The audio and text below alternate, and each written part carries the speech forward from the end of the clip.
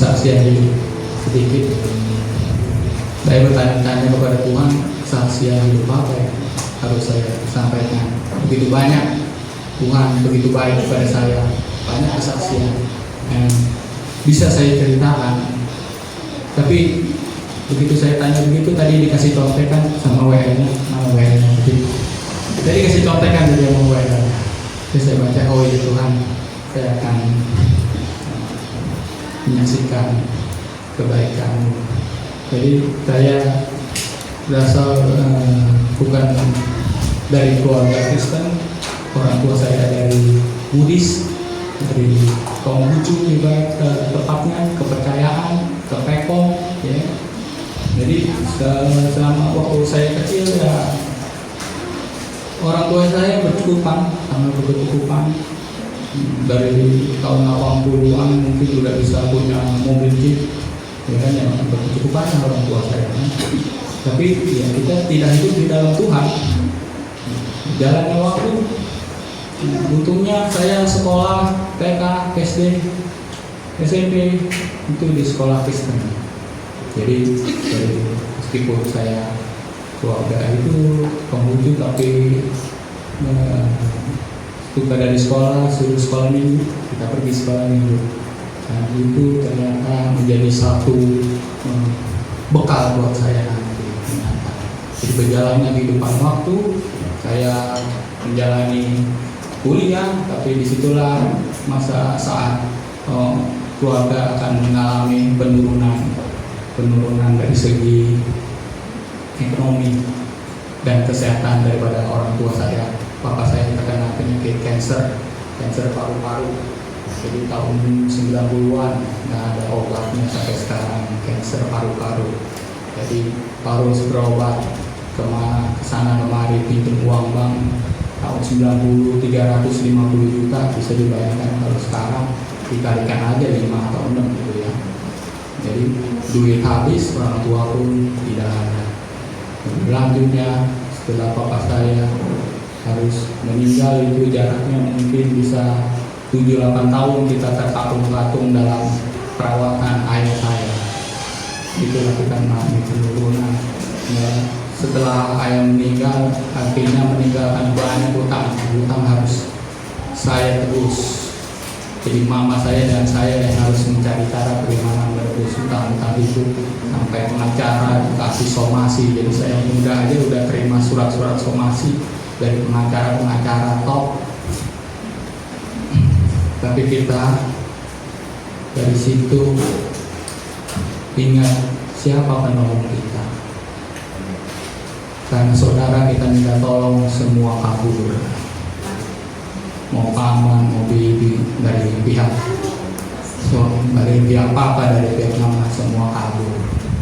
Padahal dulu waktu mereka susah dari kampung, paman-paman saya dipanggil, si A datang, dibukakan toko, duduk di sini. Si B datang, dibukakan toko, duduk di sini. Si C datang, bukakan toko, duduk di sini. Semua sampai anak terakhir, kayak adik-adiknya yang terakhir. Tapi begitu pokoknya paling gede sakit kanker, semua cukup 1-2 kali membantu, selanjutnya Anda berusaha sendiri. Ya itulah. Tapi disitulah saya akhirnya teringat di sekolah minggu ada yang kita bisa andalkan, Tuhan Yesus yang bisa kita andalkan. Itulah saya mulai dekat dengan Tuhan Yesus, selalu berdoa pada sosok Tuhan Yesus, memberikan ketenangan.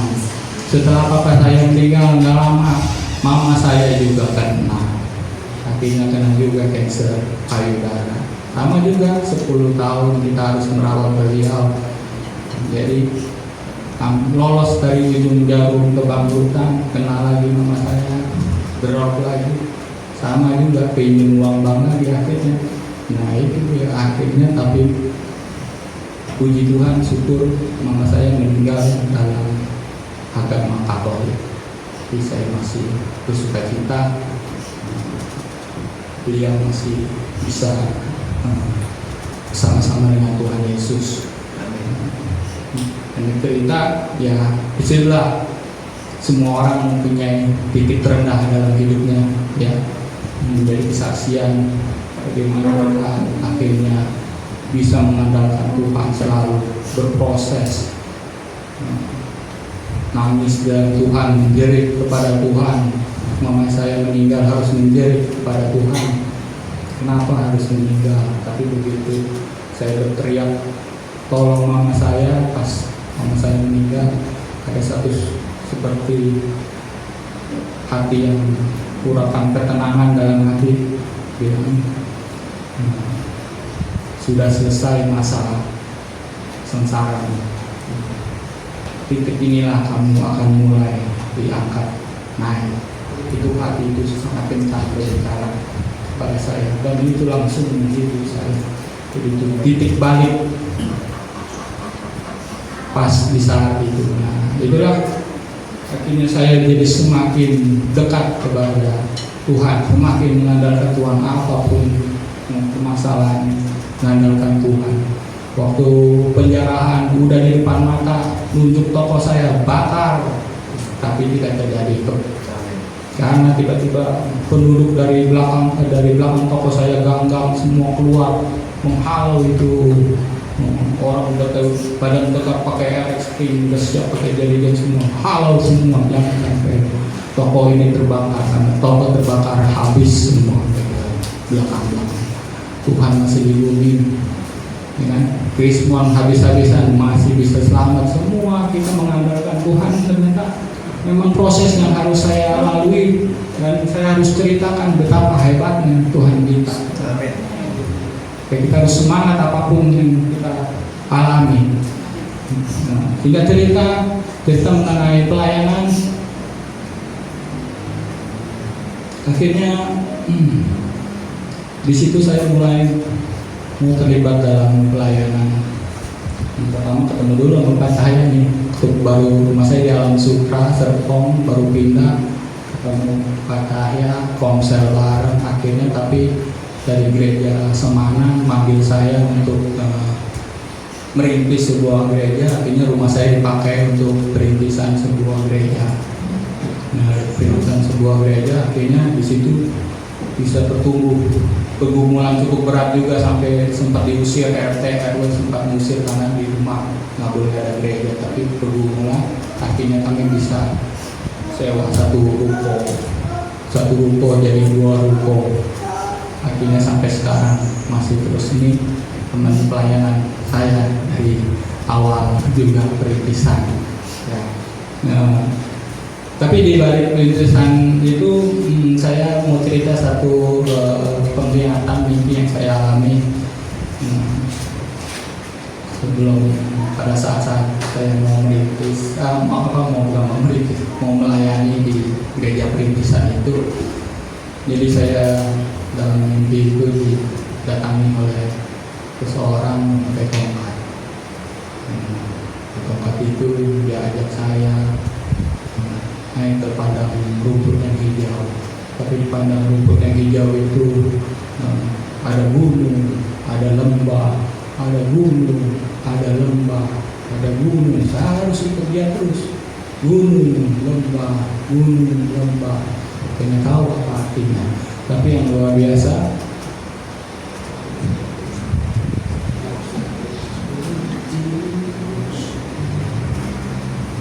jadi dari mimpi saya itu di bawahnya turun ada satu lagu yang sangat kencang itu bernyanyi dalam hati dan pikiran saya. Lagu itu berjudul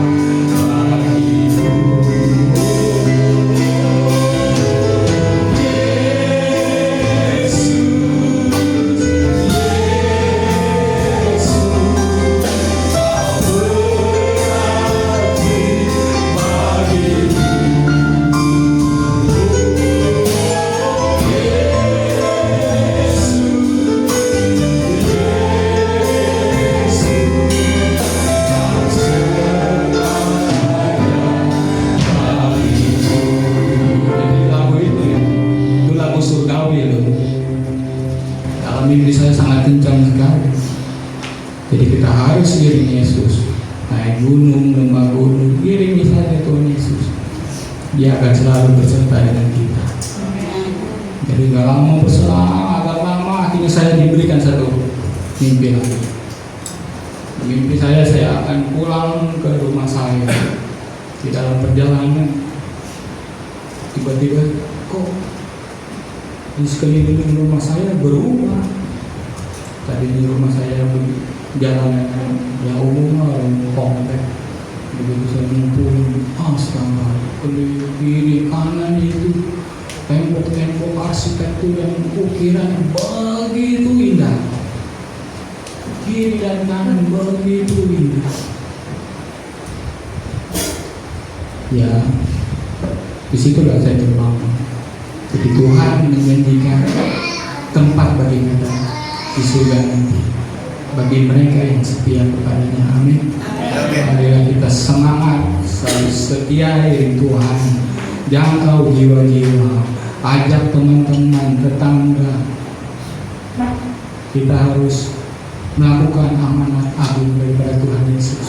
Jangkau jiwa-jiwa sampai ke seluruh ujung bumi. Karena itulah saya ada pada berdiri pada sore hari ini. Segala kemuliaan